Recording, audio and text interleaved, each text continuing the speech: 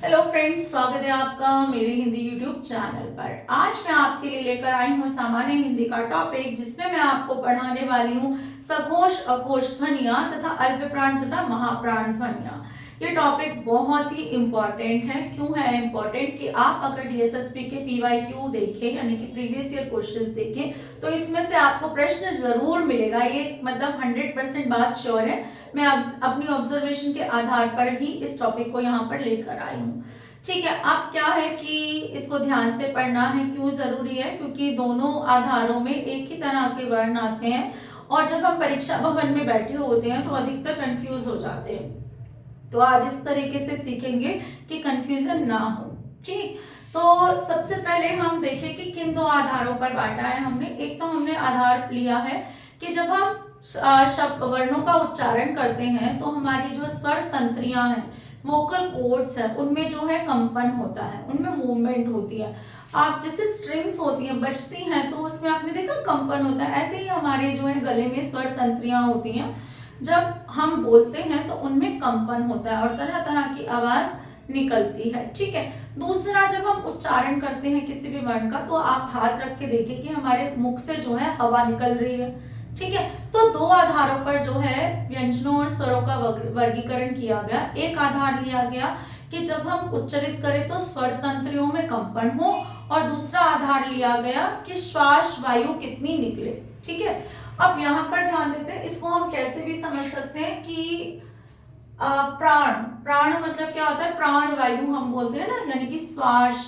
जैसे ऑक्सीजन हमारी प्राण वायु बोली जाती है ना, तो प्राण वायु मतलब श्वास हो गया, सांस लेने के जो काम है। तो इससे आपको याद करना, प्राण वायु प्राण यानी कि श्वास के आधार पर। श्वास की दृष्टि से दो भेद है, अल्प प्राण और महाप्राण। ठीक है, और कंपन की दृष्टि से क्या है? घोष और जो है अघोष, घोष और अघोष।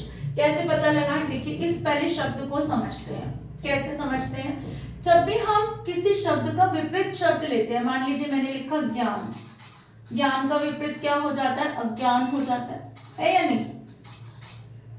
अगर मैं इसके आगे, ज्ञान के आगे एक उपसर्ग और लगा दूं, सज्ञान, योगी ज्ञान के साथ, तो इसका विपरीत भी तो यही होगा, अज्ञान, ज्ञान के बिना, है ना? तो यहाँ पर भी यही है। इन ध्वनियों को हम घोष ध्वनियां भी कहते हैं। क्यों कहते हैं?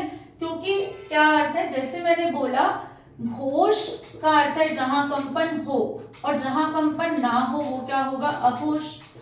अगर मैं घोष को सघोष भी बोलूं तो कोई बात में इतना अंतर नहीं पड़ता, घोष के साथ और घोष के बिना, या घोष। ठीक है, तो ये हमें समझना है कि सघोष ध्वनियों को कई कई जगह पर घोष ध्वनियां भी लिखा होता है। अब ये क्या है? ये किस आधार पर बांटी है हमने? स्वर तंत्रियों में कंपन के आधार पर। स्वर तंत्रियां मतलब मैं बता चुकी हूँ, हमारी वोकल कॉर्ड्स, जिनसे हमारी आवाज निकलती है।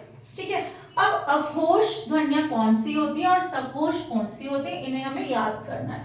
तो अघोष ध्वनियां कवर्ग, यानी कि कवर्ग का पहला दूसरा होती है, और सघोष ध्वनियां होती है तीसरा चौथा पांचवा।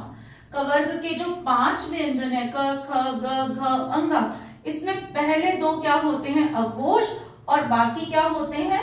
सघोष होते हैं। हमें ये याद रखना है।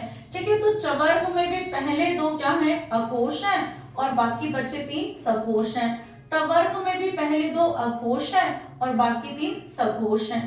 पहले 2 अघोष और बाकी 3 सघोष या घोष। ठीक है, पहले 2 क्या है? यहाँ पर अघोष है और बाकी 3 सघोष हैं। और श स ह भी किसमें आते हैं? श श स किसमें आते हैं? अघोष में आते हैं। और सघोष में क्या आ जाता है? ह। लेकिन या रा लावा किसमें आते हैं? घोष में आते हैं। और सभी स्वर किसमें आते हैं? हमारे घोष में आते हैं। हमें इसे कैसे याद करना है कि अघोष को देखा जाए तो अघोष पहले ना आने वाला, जो अगर हम बढ़ते क्रम में देखें, इसको समझने की कोशिश करना।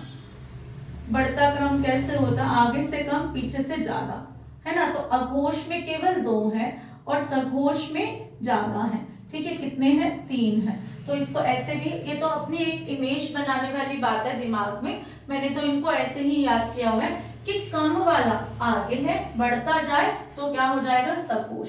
यानी कि कंपन ना हो अघोष है, और कंपन हो तो क्या है? सघोष है।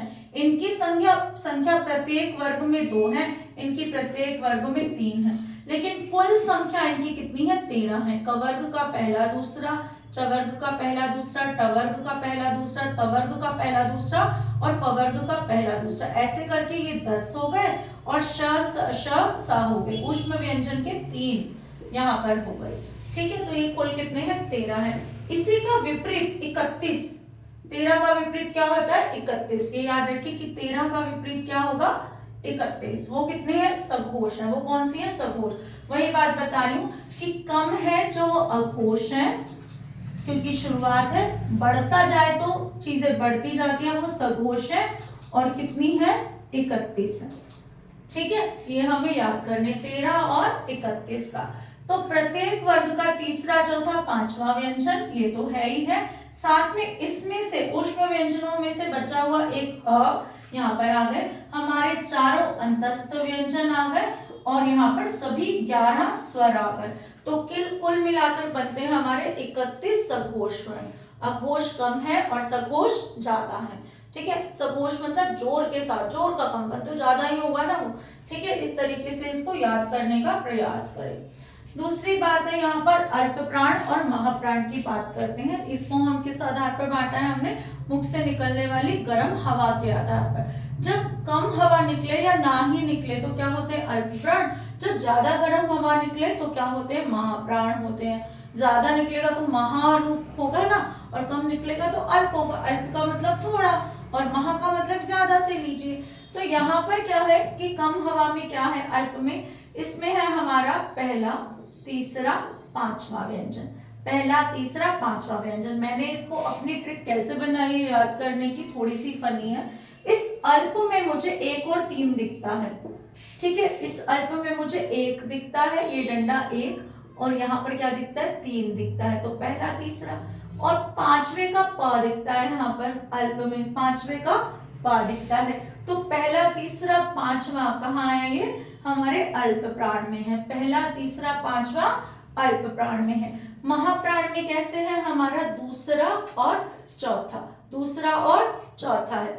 महाप्राण में 2 मुझे माँ में दिखता है और 4 ऐसे दिखता है, क्योंकि मेरी अपनी इमेजिनेशन है, मैंने अपनी कल्पना की है याद करने की। तो ये क्या है? 2 और 4 क्या है? दूसरा, चौथा, दूसरा, चौथा, दूसरा, चौथा। हर वर्ग का दूसरा, चौथा किस में आएगा? महाप्राण में आएगा। इसके बाद यहाँ पर क्या आएगा? श, श, स। ठीक है, इसके बाद दो तीन चीजें और याद कर ले जो पूछी जाती हैं परीक्षा में। एक तो क कैसा व्यंजन है? इसको हम काकल्य व्यंजन कहते हैं। ठीक है, इसके बाद जो है ला को हम पार्श्विक व्यंजन कहते हैं। ये आप याद कर ले बिल्कुल अच्छे से। रा जो है लुंठित व्यंजन है, ये हमें याद करना है। क, ल, र इनके बाद, और या और वा को अर्धस्वर कहा जाता है, ये भी हमें याद करना है। आपको विकल्प दे दिया जाएगा, 4 व्यंजन दे दिए जाएंगे, जैसे य, श, स, ह या कोई और। पूछा जाएगा इनमें से अर्धस्वर कौन सा है, तो वो कौन सा है? य है। या फिर वह दे दिया जाएगा, इसमें से अर्धस्वर कौन सा है? वह है। इनमें से लुंठित व्यंजन कौन सा है? तो लुंठित कौन सा है? र है। लुंठित व्यंजन क्या है? र है। उसके बाद ल क्या है? ला पार्श्विक व्यंजन है। ल क्या है? पार्श्विक व्यंजन है। और क क्या है? काकल्य ध्वनि इसको बोला जाता है। क से काकल्य ध्वनि। तो ये हमें ध्यान रखना है। इसमें से इस तरह के प्रश्न आते ही हैं।